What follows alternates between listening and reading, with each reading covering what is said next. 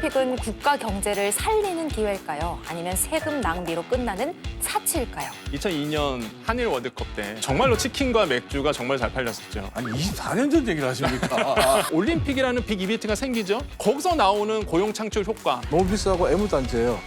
그거 빼고 그냥 지으면 안 돼요?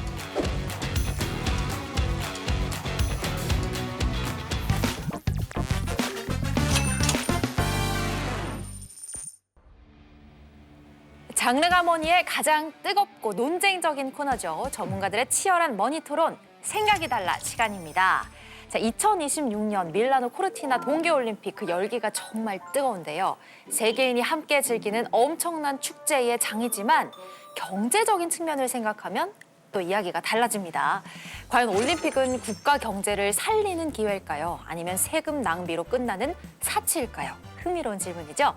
자, 이 질문에 답변을 얻고자 오늘 두 분의 전문가를 모셨습니다. 자, 이종훈 스포츠평론가 또 권혁중 경제평론가 모셨습니다. 안녕하세요. 안녕하세요. 네, 안녕하세요. 반갑습니다. 네, 반갑습니다. 짧게 자기소개 부탁드리겠습니다. 네, 스포츠를 너무 사랑하지만 어깨와 무릎이 부실해서 결국 눈과 입으로만 스포츠를 즐기고 있는 스포츠평론가 이종훈입니다. 네, 반갑습니다. 자, 그리고 익숙한 얼굴 네. 권혁중 평론가님도 여의도 정보맨 여정 권혁중입니다. 와, 오늘 올림픽 스포츠를 이야기하지만 경제적인 측면을 이야기하기 때문에 이렇게 스포츠 전문가 또 경제 전문가를 모셨는데요. 이 올림픽이나 월드컵 같은 큰 스포츠 경기가 있으면 저 같은 경우에는 꼭 그렇게 배달 앱을 켜서 치킨과 족발과 많은 것들을 시켜서 함께 해요. 그 미리 시켜야 되잖아요. 네, 그렇죠. 네. 스포츠 열기, 응원 열기가 뜨거우면 뜨거울수록 경제가 잘 돌아가게 될 것 같거든요. 이런 소비재들 오를 것 같은데 어떤가요? 실제 경제적 효과는 분명히 있다라고 저는 생각을 해봅니다. 뭐 대표적으로 본다 그러면 이제 2002년 한일 월드컵 때 그때 정말로 치킨과 맥주가 정말 잘 팔렸었죠. 그렇죠. 네. 저희 그때 직접 가서 드시는 분들 정말 많았어요. 많습니다. 그러다 보니까 이런 소비재 중심으로 좋은 흐름은 분명히 이어지는 거 맞고요. 무엇보다 빅 이벤트가 열린다 그러면 그것을 이제는 이뤄내기 위해서 인프라 시설에 대한 선투자가 먼저 들어가거든요. 이런 어떤 GDP에 영향을 줄 수 있는 이제 투자 영역이 굉장히 좀 좋은 흐름을 이어갈 수 있다는 점. 고용 인원도 당연히 또 만들어질 수 있겠죠. 그래서 이렇게 직간접적으로 굉장히 긍정적인 효과가 있는 것이 이런 스포츠 빅 이벤트고요. 저는 생각이 좀 다릅니다. 바로 네. 들어오셨습니다. 저는 생각이 좀 다릅니다. 지금 시작부터 치열한데요. 아니, 뭐 2002년 한일 월드컵 때 치킨 맥주 판매량 얘기하셨는데 아니 24년 전 얘기를 하십니까? 24년 전에 그랬죠. 그랬어요. 실제로 2018년까지도 그런 측면이 있었어요. 야식집, 치킨, 뭐 배달 이런 쪽에서 이제 매출이 늘어요. 근데 정말 반짝 늘어요. 1, 2주. 잠깐이다. 네, 세 발에 피죠. 그러다 보니까 저 그거 투자했다가 손해 본 적 있어요. 경험을 바탕으로 이렇게. 어떻게 된 겁니까? 24년 전에 통했어요. 알겠습니다. 네. 그럼 딱 여기서 단도직입적으로 질문 드리겠습니다. 올림픽이 과연 경제에 긍정적일까요? 부정적일까요? 자, 한 줄로 표현해 주세요. 자, 먼저 이종훈 평론가님. 언제까지 거짓말을 할 거야? 계속 거짓말을 하고 있어요. 경제적 효과가 있다고. 자, 언제까지 거짓말을 할 오늘도 거야? 할 거예요. 누군가. 언제까지 거짓말을 할 거야? 그리고 지금도 계속 속이고 있다. 자, 권혁준 평론가님. 승자의 저주가 아니다. 다 하기 나름이다. 오. 네. 거짓말 하는 게 아니다. 네, 다 하기 나름이다. 와, 처음부터 치열한데요. 자, 올림픽이 나라 경제에 득이 되는지 독이 되는지 따져보기 위해서 실제 경제 성적표들을 좀 살펴보려고 하는데요. 2020년 이후에 있었던 올림픽들, 그래, 우리 지금 시대가 많이 달라졌으니까 2020년 이후로 하죠. 자, 2020년 이후에 있었던 올림픽들의 경제 성적표, 권혁주 평론가님 어떻게 보시나요? 일단 저는 아까도 말씀드린 것처럼 인프라 시설에 대한 투자가 굉장히 많아지다 보니까 저는 도시 재생 측면에서도 굉장히 크나큰 효과가 있었다라고 저는 생각을 해봅니다. 가장 대표적인 게 서울 올림픽을 이제 꼽는 거죠. 왜냐하면 뭐 정치를 떠나서 이제 경제적으로 측면만 본다 그러면 진짜 국가 브랜드 이미지가 확 바뀐 케이스가 서울 올림픽이라고 저는 생각을 하고 있거든요.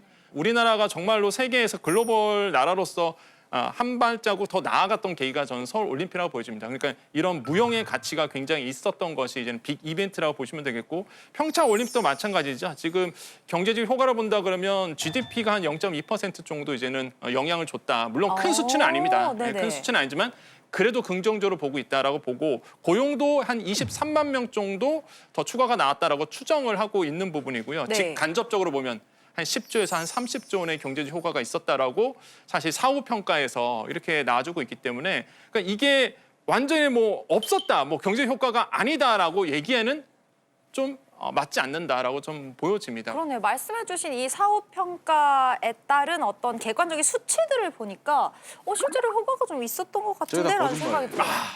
IOC 같은 얘기예요. 실제로 서울 올림픽에 대해서는 동의합니다. 네. 올림픽 역사상 IOC를 뿐만 아니라 모든 사람들, 모든 경제학자들이 인정하는 세 개의 성공 사례가 있어요. 뭐죠? 84년 LA 올림픽, 88년 네. 서울 올림픽, 92년 바르셀로나 올림픽. 세 개만 성공적인 올림픽이에요.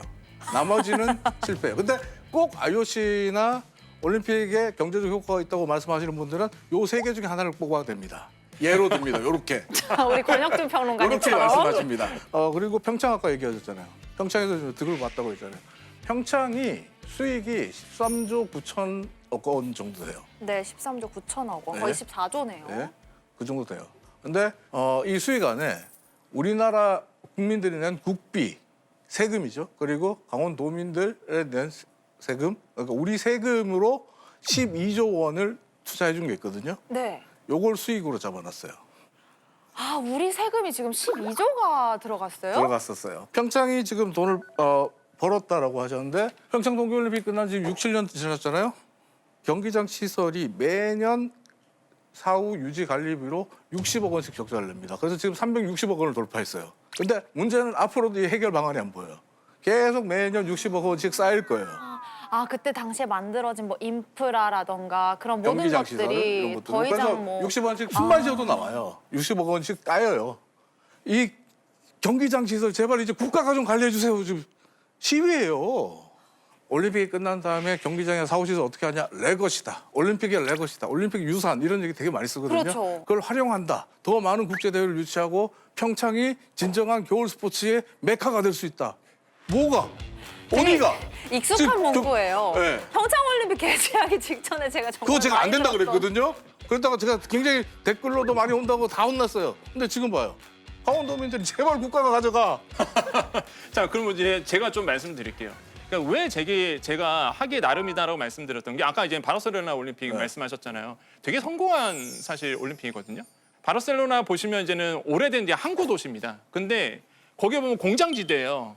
근데 이제는 올림픽이 열리니까 스포츠 행사가 열리니까 거기 뭘 했느냐? 공장 이전하고요. 그다음에 이제 해변가가 완전히 그냥 낙후돼 있었는데 그 해변가 다 개발했잖아요. 지금 보시면은 지금은 되게 완전 좋은 관광도시죠. 관광지잖아요. 네. 올림픽이 아니었으면 안 됐다는 거예요. 그렇게 불가능한 거죠. 왜냐면 올림픽이라는 빅 이벤트가 있었기 때문에 이 인프라 시설이 갖춰지는 거고 거기에서 막대한 이제는 관광 수익이 나오는 거고. 저는 생각이 다른 겁니다. 바르셀로나 얘기하셔서 또 반박할게요. 그러면 다른 나라는 왜 바르셀로나처럼 되지 않았을까? 바르셀로나 가보시면 아시겠지만 원래부터 바르셀로나라는 도시 자체가 가우디 양식의 건축물로 가득하고 굉장히 숨겨진 보석 같은 곳이었어요. 그 해안, 지중해 해안도 멋지고. 근데 그것이 올림픽을 통해서 성공적으로 알려졌어요. 그래서 IOC도 입에 거품을 물고 바르셀로나의 성공사를 홍보합니다. 그럼 그 옛날 사례를. 평창은 어떻게 된 겁니까? 숨겨진 보석 같은 곳이 아니라는 말씀이신가요? 하기 나름이라니까. 하기 나름이라서 제가 질문 드리는 거예요. 평창은 어떻게 된 네. 겁니까? 저 평론가님 궁금한 게 네. 역대급으로 망한 올림픽도 있나요? 역대급으로 망한 올림픽 대표적인 게 1976년 몬트리올 올림픽이죠. 아, 몬트리올 올림픽 때문에 아무도 올림픽 개최를 안 하려고 그랬어요. 그래요? 몬트리올 올림픽 이후에 아무도 안 하려고 그랬어요. 왜요? 올림픽. 몬트리올 올림픽이 어땠길래? 몬트리올이 그래요? 당시에 70년대에 2조 원의 재정 적자를 냈어요. 2조 원의 재정 적자는 어마어마해요. 그 30년 동안 빚 갚았어요. 70년대 몬트리올 2조 시민들이. 원이면 예. 지금으로 환산하면 정말 큰 금액이네요. 그러니까 몬트리올 시민들이 올림픽 한 번 하고 2주 올림픽 축제 즐기고 30년 동안 빚 갚느라 아니 우리나라에서 2036년도 하계올림픽 네. 유치전을 좀 노리고 있다 이런 소식이 있더라고요. 맞습니다. 아니 우리나라는 그럼 이 그게 지금 상황에서 지금 왜 옛날에 경쟁자들이 다 발 뺐어요. 그러니까 저는 다시 한번 말씀드리지만은 그 무형의 가치가 굉장히 크다라는 걸 좀 말씀드리고 싶어요. 전 대표적인 세계가 베이징 올림픽이라고 보거든요. 그 전에 중국에 대한 이미지는 굉장히 안 좋았습니다. 네. 근데 확실하게 본다 그러면 베이징 올림픽 이후에 글로벌의 리더로서 완전히 등극을 했어요. 그건 다 누구나 인정하는 부분이거든요. 저 기억나는 게 네. 사실 개막식 때부터 와 역시 대륙의 스케일은 다르다. 네. 제대로 준비했다라는 말이 되게 많이 나왔었어요. 그러면서 이제는 글로벌의 이제는 그 나라로서 인정을 받기 시작하면서 완전히 이미지가 국가 이미지가 확 바뀌었거든요. 야 언제부터 중국이 이렇게 발전했지? 그러니까 투자가 들어가는 거야. 그 근데 이 이후부터. 부분은 저도 좀 동의하는 바가 네. 있어요. 중국이 언제부터 이렇게 발전했고 언제부터 이렇게 글로벌 리더로서의 아젠다를 제시하지? 이제 국제적 투자자들이 중국의 공장을 짓기 시작합니다. 여기 안전하구나. 이거 지어도 되는구나. 투자해야 되는 거야. 물론 그 이후에 트럼프 대통령의 이슈로 인해서 이제는 리쇼어에 대한 이슈가 나오면서 이제는 많이 공장이 또 다시 한번 중국에서 빠져나왔지만 그 이전까지 보더라도 이런 어떤 무형의 이미지까지도 우리가 이제 볼 필요가 있다라고 보시면 되겠고 숫자에 가장 냉정하게 얘기하신다는 경제학자분들이 요 얘기할 때만은 무형을 갖고 와. 측정할 수 없는 얘기를 해. 무형의 가치가 크다. 어떻게 이거 1조라고 하면 1조고 10조라고 하면 10조고 1,000원이라고 하면 1,000원이에요 이거는. 그렇잖아. 무형의 가치잖아요. 사실 결국 평론가님 말씀도 일리가 있고 지금 이종훈 평론가님 말씀도 일리가 있단 말이죠. 근데 결국 그 안 좋은 상황으로 귀결이 되고 끝나는 걸 피하기 위해서는 네. 미래의 올림픽을 위한 성공 공식 어떤 게 가장 필요할까요? 저는 말씀드린 게 사후 활용에 대한 이런 그 정책적 진입이 아니라 사후 우선이라는 키워드로 가야 된다. 사후에 어떻게 활용하지?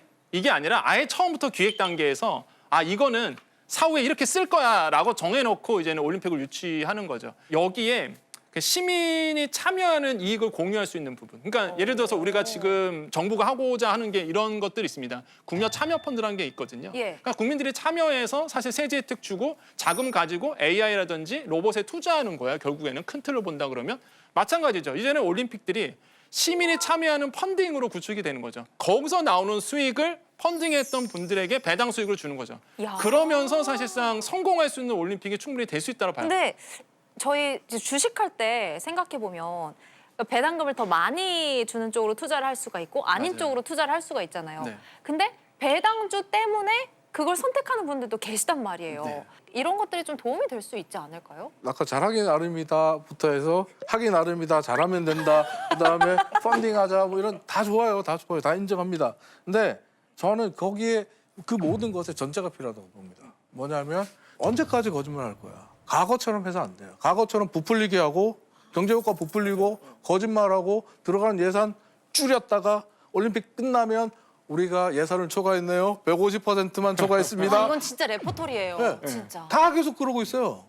그럼 이러고 이종훈 있고, 평론가님이 네. 생각하는 미래 올림픽을 위한 가장 중요한 성공 공식은 뭐예요? 이게 솔직해져야 돼요. 앞서 말씀 솔직하게 하고 나서부터 대안을 머리를 맞대고 찾아야 되거든요. 지금 오죽하면 스포츠계 일각에서는 차라리 아테네 한 섬에 그냥 올림픽 전용 경기장을 짓자. 그럼 계속 거기서 개최를 하는 진지하게 거죠. 얘기하는 거예요. 그러니까 고대 올림픽이 그랬지 않냐. 네. 차라리 이렇게 하자. 일단 솔직해지고 네. 그 다음에 앞으로 어떻게 해나갈지 계획만 네. 잘 세우고 또 합의가 잘 된다면 충분히 성공적인 올림픽, 성공적인 스포츠 이벤트를 만들어 나갈 수 있겠다는 생각이 들긴 해요. 네. 어떻게 보면은 이루어질 수 없는 현실 같은 거지만 진짜 이 시대에 중요한 게 뭔가 그걸 다시 한번 생각해 볼 수 있는 계기가 된 것 같습니다. 자, 두 분의 생각이 얼마나 달랐는지 끝으로 달러를 통해 확인해 볼 텐데요. 생각의 차이를 얼마나 느끼셨는지 보여주시면 됩니다. 하나, 둘, 셋! 이 정도면 매우 달랐다고 봐야 될 것 같습니다. 매우 달랐습니다. 매우 달랐습니다. 자, 치열한 코너 정말 잘 들었고요. 두 분 오늘 말씀 감사합니다. 고맙습니다. 감사합니다.